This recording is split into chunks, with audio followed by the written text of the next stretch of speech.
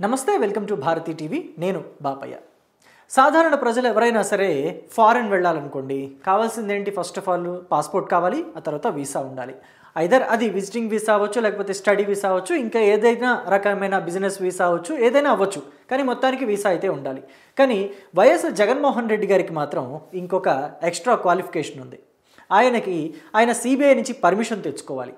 So ఎందుకని అంటే ఆయన మీద 33 అవినీతి కేసులు ఉన్నాయి 36 ఉన్నాయి సో వాటిల్లో కొన్ని సిబిఐ కేసులు ఉన్నాయి సో సిబిఐ కేసులు మరి ఆయన మీద ఉన్నప్పుడు ఖచ్చితంగా ఆయన సిబిఐ నుంచి ఫారిన్ వెళ్ళడానికి అనుమతి తెచ్చుకోవాలి ఈ అనుమతి తెచ్చుకునే క్రమంలో ఆయన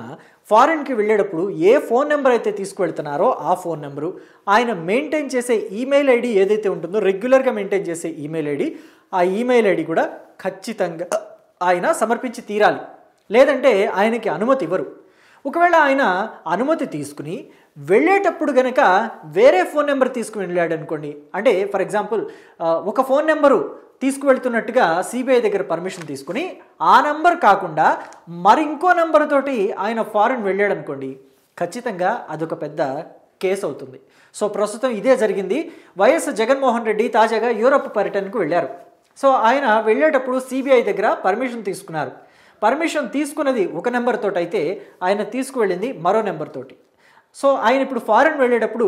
సిబిఐకి ఏదైతే నెంబర్ ఇచ్చారో ఆ నెంబర్ ఆయన దగ్గర లేదు ఇప్పుడు ఆయన దగ్గర వేరే నెంబర్ ఉంది కానీ అసలు జనరల్గా ఆయన మీద ఉండే ఒక ట్రోలింగ్ సబ్జెక్ట్ ఏంటి మీకు అందరికీ తెలుసు 2024 ఎలక్షన్లకి ముందు ఒక ప్రముఖ ఛానల్కి ఆయన ఇంటర్వ్యూ ఇస్తూ అసలు నా దగ్గర ఫోనే లేదు నా నంబరే లేదు అని చెప్పేసి చాలా సామాన్యమైన ప్రజలు ఎలా అయితే నివసిస్తూ ఉంటారో చాలా సామాన్యులు ఎవరైతే ఉంటూ ఉంటారో అలా నేను ఉంటాను అని చెప్పడానికి ఆయన చాలా తాపత్రయపడ్డారు నా దగ్గర అసలు ఫోన్ నెంబరే లేదు నా దగ్గర ఫోనే లేదు సిమ్మే లేదు ఇంకా నెంబర్ ఎలా ఉంటుంది అని చెప్పేసి చెప్పుకొచ్చారు సో కానీ ఇప్పుడు చూస్తేనేమో సిబిఐ పర్మిషన్ తోటి ఆయన విదేశాలకు వెళుతున్న అంశాన్ని మనం చూస్తాం సిబిఐ దగ్గర ఆయన పర్మిషన్ తీసుకున్న అంశాన్ని మనం చూస్తాం సిబిఐకి ఆయన ఫోన్ నెంబర్లు అలాగే ఈమెయిల్ ఐడీలు కూడా ఇస్తున్న అంశాన్ని మనం చూస్తాం కానీ ఆయన ప్రజల చెవుల్లో క్యాలీఫ్లవర్ ఉంటాయి అనుకుంటాడో ఏమో నా దగ్గర అసలు ఫోనే లేదు నా దగ్గర అసలు నెంబరే లేదు నాకు నెంబరే లేదు సిమ్మే లేదు అని చెప్పేసి చెప్తూ ఉంటారు సో ఏది ఏమైనా కానీ ఇప్పుడు ఈ వివాదం మీద సిబిఐ కోర్టుకు వెళ్ళింది సిబిఐ కోర్టుకు ఆదేశాల మేరకు ఫోన్ నెంబర్తో పాటు ఈమెయిల్ ఐడి ఇచ్చారు కానీ అందులో ఫోన్ నెంబర్ ఆయనది కాదని తెలుస్తుంది దీంతో సిబిఐ మరోసారి కోర్టును ఆశ్రయించింది కోర్టును తప్పుదో పట్టించడం ఎంతవరకు సమంజసమని ప్రశ్నిస్తోంది ఈ పిటిషన్పై విచారణ ఈరోజు జరగనుంది ఒకవేళ కోర్టు సీరియస్గా తీసుకుంటే మాత్రం జగన్ విదేశీ పర్యటనకు ఇబ్బందికరంగా మారనుంది ఈ నెలాఖరు వరకు యూరప్ పర్యటనలో ఉంటారని జగన్మోహన్ రెడ్డి షెడ్యూల్ ప్రకటించారు ఇప్పుడు కోర్టు ఏమైనా సీరియస్ అయితే జగన్ వెంటనే విదేశాల నుంచి రావాల్సి ఉంటుంది అంటే తిరిగి రావాల్సి ఉంటుంది మరి ఏం జరుగుతుందా అన్నది మాత్రం సర్వత్రా ఆసక్తి రేకెత్తిస్తోంది అయితే జగన్మోహన్ రెడ్డి గురించి ఇంకొక న్యూస్ కూడా స్పెక్యులేట్ అవుతుంది అదేంటి అంటే జగన్మోహన్ రెడ్డి ఈసారి లండన్ వెళ్ళాడు కానీ తిరిగి రాడు అని చెప్పేసి నిజంగానే జగన్మోహన్ రెడ్డి లండన్ వెళ్ళిపోతే తిరిగి రాడా ఆయన్ని తిరిగి తీసుకురాలేరా అంటే తిరిగి తీసుకురావటం మాత్రం అసాధ్యమనే చెప్పొచ్చు ఎందుకంటే విజయ్ మాల్యా వెళ్ళాడు ఏం తిరిగి ఏమైనా తీసుకురాగలిగారా ఏ కోర్టులు తీసుకురాగలని ఏ పోలీసులు వెళ్ళి తీసుకురాగలిగారు విజయ్ మాల్యాని జగన్ కూడా అంతే రాదలుచుకోకపోతే జగన్ని తీసుకురావటం అసాధ్యమనే చెప్పొచ్చు కానీ జగన్ రాకుండా ఉంటాడని అయితే నేను అనుకోను ఎందుకంటే ఆయన కొంచెం రోషం పౌరుషం అలాగే సీమ రక్తం కలిగిన వ్యక్తి అని చెప్పేసి వైఎస్ఆర్ కాంగ్రెస్ పార్టీ వాళ్ళంతా కూడా వైఎస్ఆర్ కాంగ్రెస్ పార్టీ శ్రేణులు వైఎస్ఆర్సీపీ అభిమానులు వైఎస్ఆర్ అభిమానులు జగన్ అభిమానులు కూడా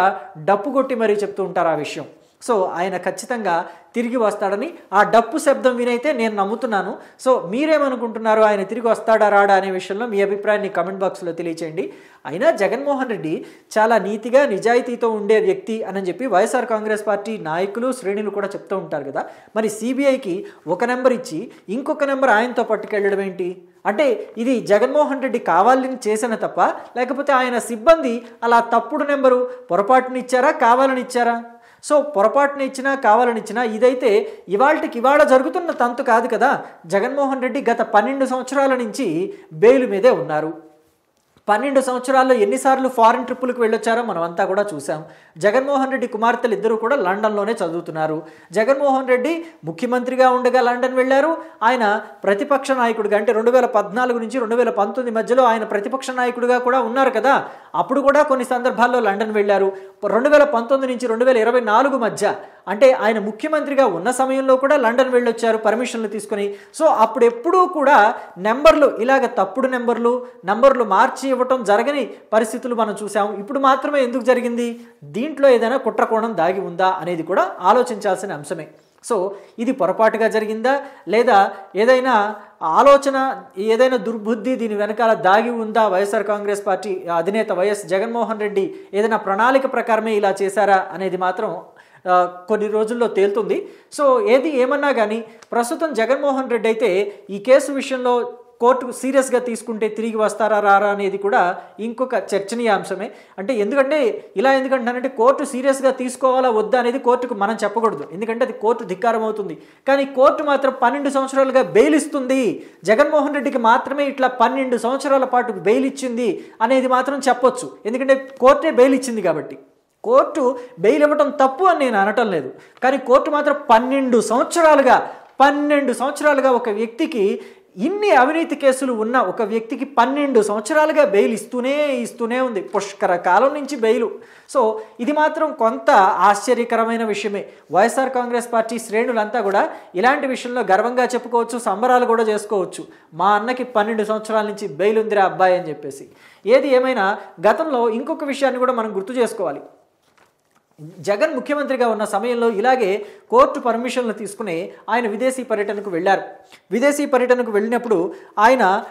లండన్ వెళ్తున్నాను అని చెప్పారు, కానీ ఆయన ఫ్లైట్ ఆమ్స్టర్డామ్కి కూడా వెళ్ళింది. సో అక్కడ ఎందుకు వెళ్ళింది, ఆయన ఎందుకు ఆగారు అనే విషయాలు కూడా కోర్టు మరి తెలుసుకోవాల్సిన అవసరం ఉంది. సిబిఐ దాని మీద విచారణ జరపాల్సిన అవసరం కూడా ఉంది, ఎందుకంటే ఆయన సామాన్యమైన వ్యక్తి కాదు.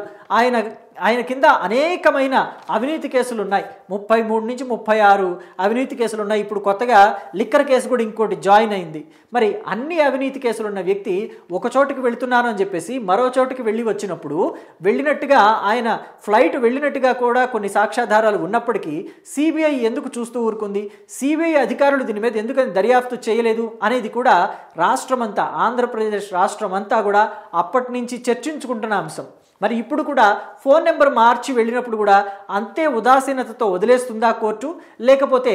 గతంలో కూడా ఒక చోటుకు వెళ్తానని చెప్పేసి ఇంకొక చోటుకు వెళ్ళొచ్చిన జగన్ ఇప్పుడు ఒక ఫోన్ నెంబర్ తీసుకువెళ్తానని మరో ఫోన్ నెంబర్ తీసుకువెళ్ళాడు, ఇదేమన్నా ఆటగా ఉందా అని చెప్పి సీరియస్గా తీసుకుంటుందా అనేది మాత్రం వెయిట్ చేద్దాం, ఏమవుతుందో తెలుస్తుంది. Thank you.